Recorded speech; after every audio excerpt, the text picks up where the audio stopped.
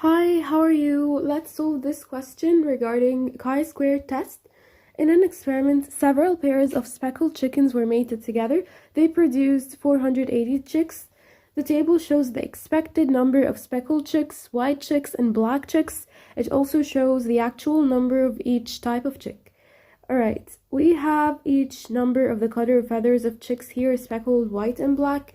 It needs us to get O minus E, or the observed minus the expected, and substitute into this equation. But let's solve in the order of questions, in the correct order.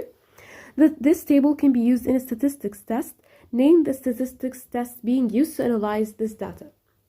Alright, once we have observed and expected, this means that the test is chi-squared.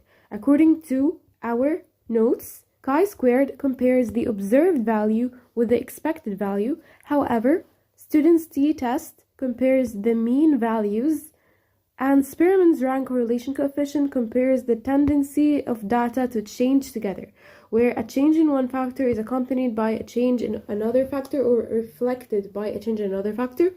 It usually has positive and negative values corresponding to correlation, whether it's a positive or a negative correlation.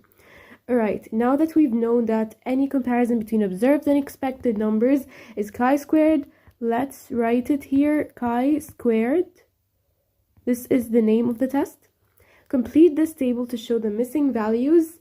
Okay, observed minus expected means that I need to subtract these values, this value from this value. 243 minus 240 is 3. 125 minus 120 is 5, and 112 minus 180 is negative 8.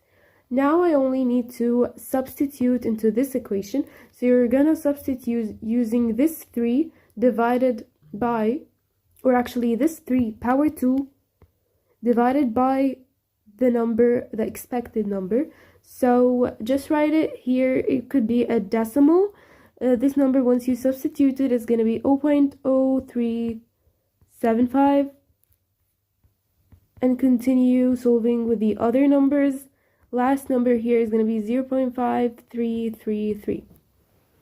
Alright, calculate the total O minus E power 2 divided by E. We need the total. Alright, total, by the way, is represented by this sign.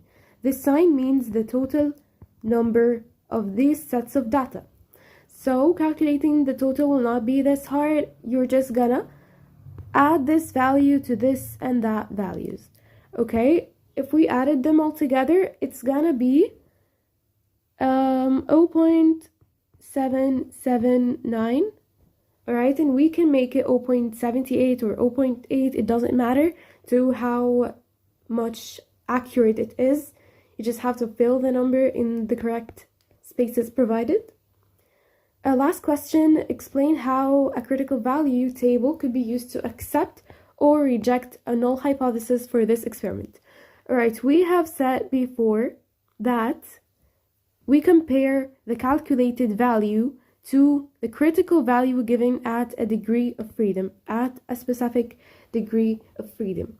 So if the calculated value is below, or if the number is less than the critical value, at this time we accept the null hypothesis and say that the difference is due to chance and there is no significant difference. However, when the calculated value is greater than the critical value, we reject the null hypothesis, accept experimental hypothesis, meaning that this difference is not due to chance and there is a significant difference. So these are the keywords we're gonna follow. Firstly, of course, the probability used is the same one we use usually in biology, which is 0.05 or 5% actually. If the calculated value is greater than the critical value, then we reject the null hypothesis. Difference is not due to chance and there is a significant difference between these values.